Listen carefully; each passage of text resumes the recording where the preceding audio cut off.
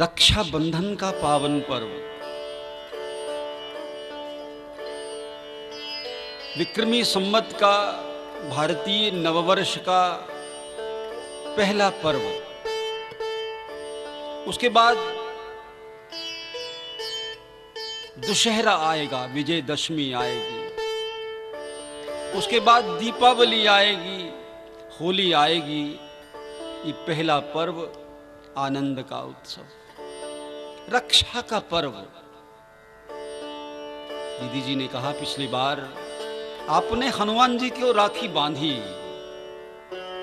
राखी बांधने का अर्थ समझते हैं आप? किसको राखी बांधी जाती है? किसको रक्षा का बंधन बांधा जाता है? इसका अभिप्राय क्या होता है? रक्षा का बंधन बांधना सामान्यतः मेरी बहनें यही अर्थ लगाती हैं कि हम भाई को राखी बांधेंगी, भाई हमारी रक्षा करेगा। पुरोहित सोचता है मैं यजमान को राखी बांधूंगा, यजमान मेरी रक्षा करेगा, यानी कि रक्षा मेरी हो। पर रक्षा बंधन का भाव ये है नहीं। पुरातन काल से, वैदिक काल से, शताब्दियों से और उससे भी पहले, सहस्राब्दियों से, हजारों साल पहले हम रक्षा का सूत्र बांधते थे कि तुम्हारी रक्षा हो। मात्र सूत्र बांध देने से, मात्र मौली बांध देने से, मात्र धागा बांध देने से नहीं, उसके पीछे एक जुड़ा भाव होता था कि परमात्मा तुम्हारी रक्षा करे और तुम रक्षित हो करके। पहले तुम रक्षित हो, पहले यजमान की रक्षा हो और यजमान पुरोहित की रक्षा करे। पहले भाई की रक्षा हो। इस भावना से रक्षा का सूत्र बांधा जाता था। रक्षणीय क्या है, किसकी रक्षा? एक बहुत पेचीदा सवाल है। एक छोटी सी हंसी की बात बताएं आपको। एक दुर्घटना में किसी का देहांत हो गया। आज रोज सुनते हो आप, पता लेने जाते हो, कोई बहुत चोट नहीं आई पर ऐसी जगह पे चोट लग गई कि देहांत हो गया और पता लेने वाला पहुंचा। सब देख दाख के बोलता है, बोले चलो जो हुआ सो हुआ पर आंख तो बच गई। अरे भाई, उसका देहांत हो गया, शरीरांत हो गया, आंख बच गई का क्या मतलब? शरीर बचता, प्राण बचते, फिर आंख भी बचती तो आंख बचने का कोई अर्थ होता। निश्चित रूप से आंख बड़ी महत्वपूर्ण है, पर शरीर की तुलना में नहीं, प्राण की तुलना में नहीं। यानी कि देहांत हो गया, आंख बच गई, क्या अर्थ हुआ? सोचने वाला सोचेगा कितना मूर्ख है, इसको नहीं मालूम रक्षा किसकी होनी चाहिए, किसकी होनी चाहिए रक्षा, और कौन सी ऐसी चीज है जिसकी रक्षा हो ही नहीं सकती। शरीर की रक्षा हो, प्राण की रक्षा हो। शरीर में प्राण रहते हैं, इसलिए शरीर महत्वपूर्ण है। लेकिन शरीर तब तक महत्वपूर्ण है जब तक उसमें प्राण है, और प्राण से अधिक महत्वपूर्ण न शरीर है न शरीर का कोई अंग है। बहुत बार देखते होंगे अस्पतालों में, डॉक्टर आपको बताता है कि भैया ये अंग काटना पड़ेगा तो प्राण बच पाएंगे। तो आप क्या कहेंगे उसको? कोई बात नहीं, अंग की चिंता नहीं, प्राण बचने चाहिए। यानी कि प्राण महत्वपूर्ण है अंग की तुलना में। तो रक्षा किसकी होनी चाहिए? अच्छा एक बात बताइए, कोई फल की रक्षा कर सकता है? आप कर सकते हैं, बड़ा पहरा लगा दो, कोई फल तोड़ नहीं पाए।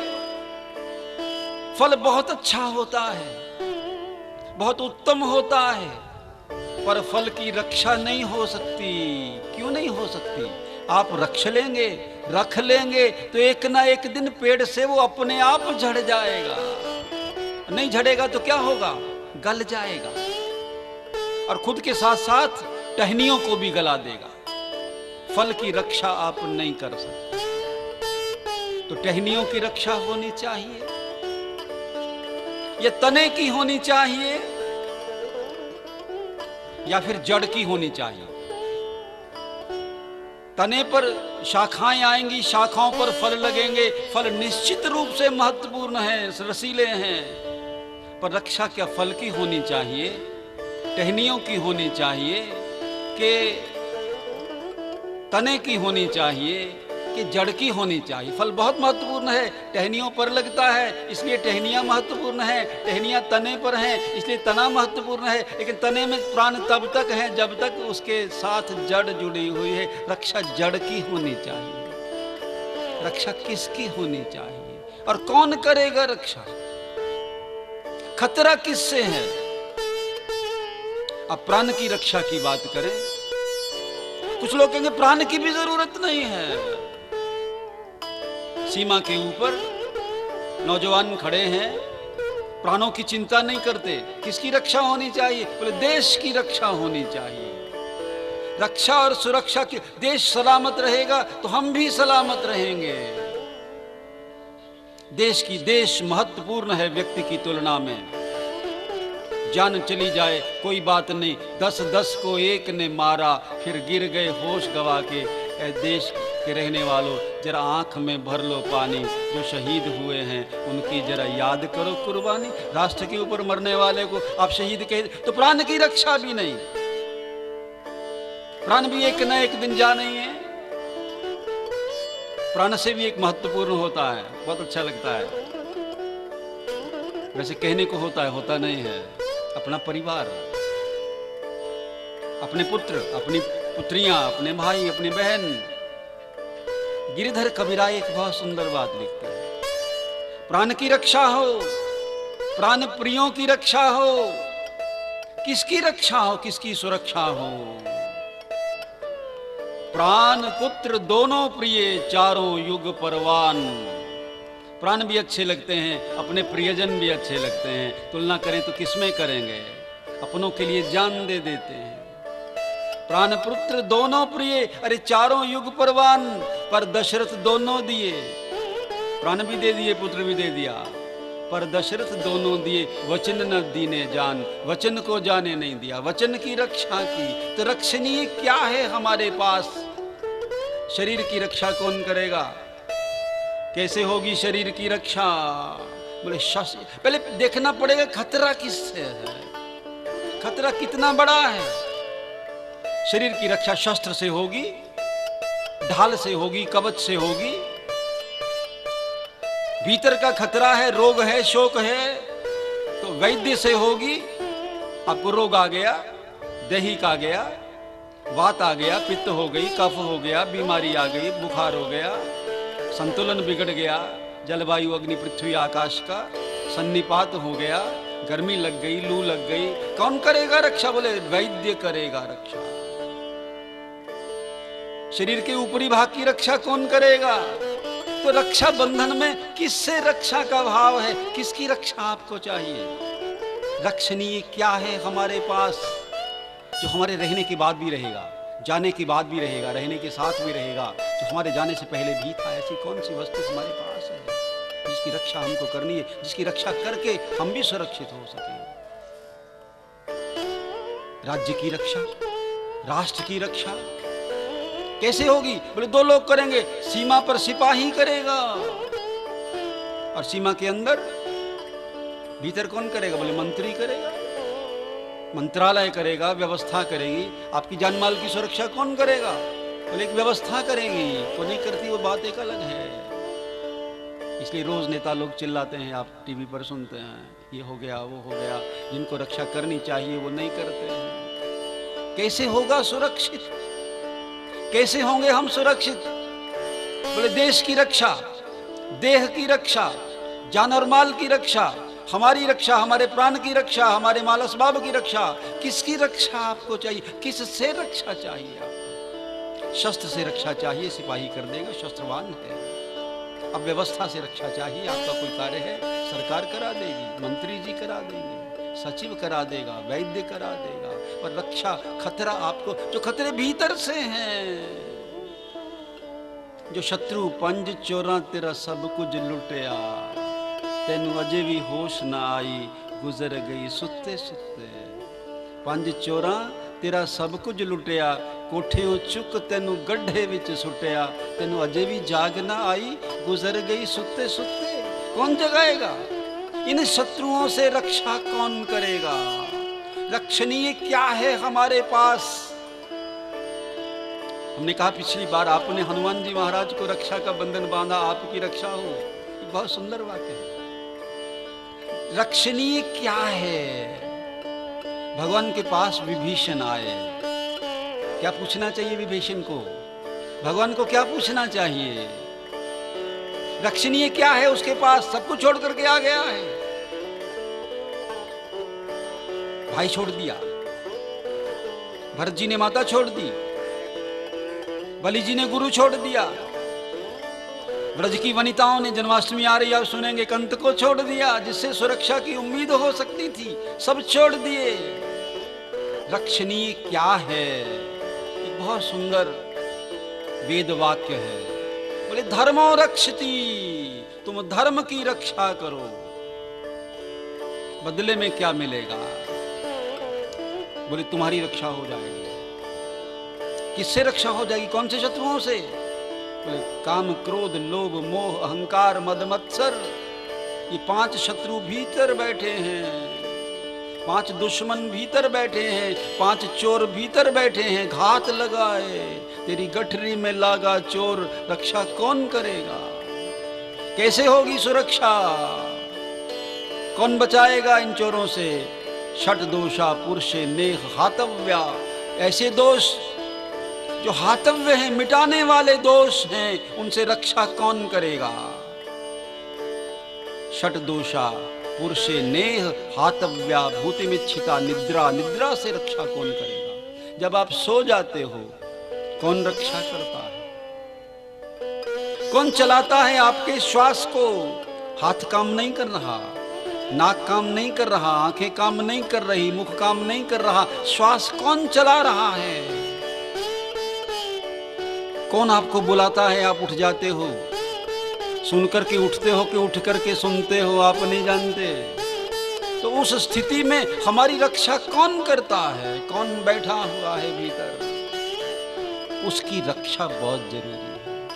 तो धर्मो रक्षति रक्षतः, मैंने कहा शरीर की रक्षा शस्त्र से हो जाएगी, राज्य की रक्षा सिपाही से हो जाएगी, पर उस धर्म की जिसकी रक्षा की आवश्यकता है, उसकी रक्षा कौन करेगा? किससे फरियाद करें? दुख कट दुनिया दे वंड खुशियां खेड़े, कौन बांटेगा खुशियां? कौन करेगा रक्षा इन दोषों से, इन कमियों से, इन शत्रुओं से, इन दुश्मनों से, जो आस्तीन के सांप की तरह हमारे भीतर बैठे, मीठे लगते मीठे कीड़ों की तरह से जो खा रहे हैं? कौन करेगा रक्षा? बोले धर्म से रक्षा का केवल एक ही उपाय है। कौन करेगा? कौन है ऐसा व्यक्ति? किसी से पूछो आप, जीवन में जो लोग मंदिर आते रहते हैं, उनके घरों में क्या होता है? बहुत सारे नुक्सों से, खान पान के परहेजों से, खान पान के सोच साज वो बच जाते हैं। ये जितने हमारे साथी लोग हमारे साथ जुड़े, बहुत से दोषों से स्वतः बच गए, पर किसने बचाया उनको? शराब की लत नहीं लगी, नशे की लत नहीं लगी, गालियां देने की लत नहीं लगी, और 100 खुराफातों की लत नहीं लगी। इस लतों से किसने बचाया? जिसके लिए तरह तरह के आज सेंटर खुल रहे हैं, इससे रक्षा हो जाए, उससे रक्षा हो जाए। एक भावना की रक्षा, आज कन्याओं की रक्षा की बात कर रहे, हो नहीं रही। भ्रूण की हत्या रोकने की बात कर रहे, रुक नहीं रहा। चोरी छिपे लुका छिपी हो रहा है। एक वो देश था, मैं तो बार बार याद करता हूं, अरे खेत में पड़ी हुई कन्या मिल गई, अपनी नहीं थी, अपने कोख में पैदा होने वाली बच्चियों को मारने के लिए रामायण संदेश देती है रक्षा का। अरे खेत में पड़ी हुई हल चलाते हुए कन्या मिल गई और ऐसा पाल दिया। जनक की असली बेटी कौन थी कोई नहीं जानता है। जनक का नाम के राम जी के यहाँ दशरथ के यहाँ 4 पुत्र हुए। 4 पुत्रों ने जितना नाम किया उतना ही नाम, दशरथ से भी अधिक नाम जनक का हुआ। हमें क्या हुआ? हमने जिस दिन मुर्गी मारी उस दिन दया नहीं आई, फिर बकरी मारी उस दिन दया नहीं आई। ऐसे काम किए कि दया मर गई। अब दया मर गई तो बेटी को मारते भी दया नहीं आई, क्योंकि दया मर गई। वो दया के धर्म को कौन बचाएगा? धर्म जब तक बचा रहेगा, धर्म का अर्थ मंदिर नहीं है, धर्म का अर्थ कोई ग्रंथ भी नहीं है। धर्म का अर्थ एक जीने की पद्धति है, एक सोच है, सद्गुण है। उनकी रक्षा कौन करेगा? जैसे मैंने कहा, सचिव राष्ट्र की रक्षा करेगा, वैद्य शरीर की रक्षा करेगा, धर्म की रक्षा कौन करेगा? कैसे होगी धर्म की रक्षा? धर्म की रक्षा का जिम्मा सतगुरु के नाम। रक्षणीय है, रक्षणीय है सत्य, रक्षणीय है धर्म। इसलिए सतनाम सतनाम सतनाम, वाहे गुरु वाहे गुरु वाहे। तो सत्य नाम की रक्षा, सत्य की रक्षा, धर्म की रक्षा, भीतर के सद्भावों की रक्षा, दुर्भावों से बचना। बचाएगा कौन? कैसे कैसे कैसे बचाएगा? एक बहुत सुंदर वो शब्द ही लुप्त होता जा रहा है। मैं नहीं समझता उस शब्द को हम में से आधे लोग समझ पाएंगे या उन्होंने सुना भी होगा। माँ अपने बेटे की रक्षा कैसे करती है? उसको कौन सी विद्या आती है? गुरु अपने शिष्य की रक्षा कैसे करता है? उसको कौन सी विद्या आती है? तो जो एक शब्द मैं इस्तेमाल मेरे मन में कल से परसों से, इससे भी 2-4 दिन पहले से घूम रहा है, ठंड न लग जाए बच्चे को। यही प्रार्थना करें जो प्रार्थना कर रहे थे, हमारी रक्षा करो, त्राहिमाम त्राहिमाम त्राहिमाम। विभीषण के पास जब पहुंचे, विभीषण पहुंचे भगवान के पास, भगवान को क्या पूछना चाहिए था? लंका में क्या चल रहा है भैया? सीता जी कहाँ हैं? उनको कोई कष्ट तो नहीं है? स्वस्थ तो हैं? प्रसन्न तो चलो नहीं होंगी, स्वस्थ तो हैं, राजी तो हैं, सकुशल तो हैं। क्या पूछना चाहिए? क्या है लंका में खतरा? किस चीज को है? शरीर को सबसे बड़ा खतरा हो सकता है। रावण ने तो धमकी दे दी, मास दिवस मह कहा न माना तो मैं मारवी काढ़ कृपाना, मैं कृपान निकाल करके मार दूंगा 1 महीने में मेरा कहना नहीं माना तो। राम जी उससे क्या पूछते विभीषण से? हमने कहा रक्षणीय क्या है? क्या पूछा विभीषण से? खल मंडली बसहु दिन राती। आप लोगों से भी, कलयुगी जीवों से, हमसे, ऋषि जी से, दीदी जी से, इन सब से, हम सब एक ही नाव के सवार हैं हम सब, और एक ही नाविक हैं हमारे, कर्णधार हमारे एक ही हनुमान जी महाराज।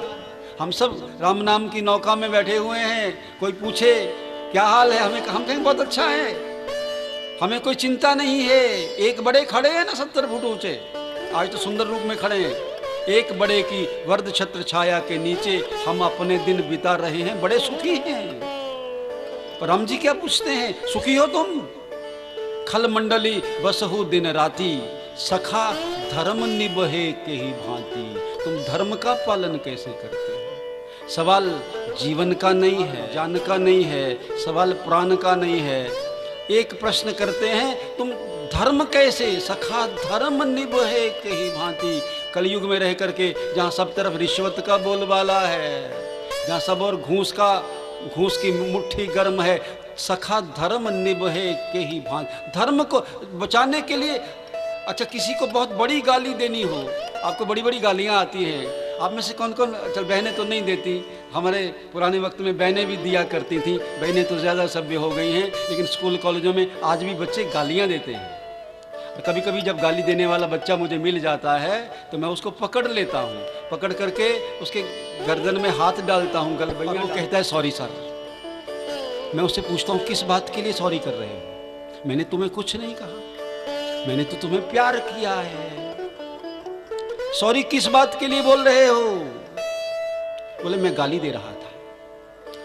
अच्छा, उसके लिए क्षमा मांग रहे हो, इसका मतलब ये है। और मैंने तो तुम्हें बताया नहीं कि गाली मांगना गलत, गाली कर देना गलत बात होती है, फिर तुम क्षमा क्यों मांग रहे हो? इसका मतलब तुम्हें पहले से पता है कि गाली देना गलत बात है, इसके बावजूद तुम दे रहे हो। और फिर कभी कभी मैं पूछ लेता हूँ, मैथमेटिक्स आता है, गणित आता है, 5 मिनट में 3 गालियाँ देंगे तो एक दिन में कितनी देंगे? जरा कैलकुलेट करके बताओ। यानी कि जीवन से, धर्म जीवन का एक अंग है। तो जो मैं शब्द कह रहा था वो प्रार्थना करना, आप हमारे लिए भी करना, अपने लिए भी करना। और आप तो कर रहे थे, दुख कट दुनिया दे, दुनिया के कष्टों को दूर कर दे, नानक नाम चढ़दी कला। वैसे तो किसी को पता ही नहीं चढ़दी कला का मतलब भी क्या होता है। नानक नाम चढ़दी कला, लेकिन किसकी होगी चढ़दी कला ये स्पष्ट है। चढ़दी कला क्या होती है? कोई अच्छी चीज होती होगी, तभी तो कहते हैं नानक नाम चढ़दी कला। किसकी होगी? बोले जो मांगेगा सर्बद दा भला, जो सबका भला मांगेगा उसकी चढ़दी कला हो जाएगी। तो माँ क्या करती है? बच्चे की रक्षा कैसे करती है? वो डॉक्टर नहीं है। उसको ठंड लग जाए, उसको शीत लग जाए, उसको हवा लग जाए, उसको पेट में तकलीफ हो जाए, वो बोल नहीं सकता है। कितने काम वो करती होगी, लेकिन एक काम जो माँ करती है, और मेरी माताओं बहनों, वो काम आपने छोड़ दिया है। क्षमा करना मुझे, वो काम आपने छोड़ दिया है। 2-3 काम ऐसे हैं जो आपने छोड़ दिए, दोबारा शुरू कर लो। उससे बढ़िया, उससे सुंदर रक्षा का उपाय नहीं हो सकता। हमारी माँ क्या करती थी, जब ठंड होती थी तो जो मैं शब्द बोलने जा रहा हूँ, मैंने कहा आपने में से बहुतों ने सुना भी नहीं होगा, सुना होगा तो अर्थ नहीं मालूम होगा, अर्थ भी चलो हम बता देंगे। हमारी माँ हमें ठंड से बचाने के लिए अपनी बुक्कल में ले लेती थी। बुक्कल समझते हो? ऐसे ऐसे करके बच्चे को भीतर कर लेना और उसको बुक्कल में ले लेना। उस बुक्कल में वो बच्चा सुरक्षित महसूस हो जाता था, करता था। बाप भी इतना नहीं कर सकता था, बाप भी अत्याचारी हो सकते हैं। बड़ा उदाहरण है हमारे सामने। उत्तानपाद ने कह दिया ध्रुव को मेरी गोद में मत बैठो। सुरुचि ने कह दिया अगर राजा की गोद में बैठना था तो मेरी कोख से जन्म लेना था। विमाता ने कह दिया। हिरण्यकशिपु ने पहाड़ से फेंक दिया प्रहलाद को। पिता हैं, सगे पिता हैं। होलिका को कह दिया इसको गोद में लेकर के बैठ जाओ, चादर ओढ़ लो, तुम नहीं जलोगी ये जल जाएगा। पर मां बुक्कल में लेकर के बैठती थी। ऐसे सतगुरुदेव प्रार्थना करो हमें बुक्कल में लेकर के बैठ जाओ, हमें गोद में लेकर के बैठ जाओ। दुनिया की, और बड़ा सुंदर एक पंजाबी में ट्रकों पर लिखा रहता है, तूफान से रक्षा चाहिए। मैंने बहुत बातों से रक्षा की बात की, तूफान से रक्षा की बात भूल गया, आंधी से रक्षा की बात भूल गया, झंझट से, झंखाड़ से रक्षा की बात भूल गया। तो बड़ा सुंदर शब्द इस्तेमाल किया, सतगुरु तेरी ओट, तेरी ओट में बैठे हैं, तेरी शरण में बैठे हैं, शरणागत हो करके हम सुरक्षित हो जाएंगे। बुक्कल में आकर के हम सुरक्षित हो जाएंगे। हम उसके, आज की भाषा में कहें, न्यूटन की भाषा में कहें तो उसके मैग्नेटिक फील्ड में आकर के, उसके चुंबकीय क्षेत्र में आकर के माँ कुछ नहीं कहती, कुछ नहीं करती, गोद में लेकर के सीने से लगाती। गर्मी कहाँ से आती? कंबल से नहीं आती है। गर्मी तो माँ के अपने शरीर से आती है, जो बच्चे को रक्षित भी करती है, सुरक्षित भी करती है। ऐसे ही गुरुदेव महाराज का रक्षा सूत्र आज आपको यहाँ से मिलेगा। उसको कलाई पे बांध लीजिए, कोई बात नहीं, कलाई दूसरा देखता है। अपना जो मंदिर बनाया आपने, वैसे तो आपके हर घर में मंदिर होना चाहिए, मंदिर ना भी सही चलेगा, कोई बात नहीं, घर पूरा ही मंदिर हो। अलग से मंदिर छोटा सा कमरा नहीं बना सकते या उसमें रचना नहीं है, तो कम से कम 2-3 जगह पर भगवान का चित्र जरूर लगाइए। हम कोशिश करेंगे कि यहाँ जो भगवान के सुंदर चित्र हैं यही आपको उपलब्ध करा दे। खैर यहाँ वहाँ में कोई अंतर नहीं है, इस अंतर को तो मिटाना है, इस भेद को तो मिटाना है। हम रक्षित हो जाएंगे, सुरक्षित हो जाएंगे। प्रार्थना करें भगवान से, गुरुदेव महाराज से। आपके सूचनार्थ एक आध बात और बता करके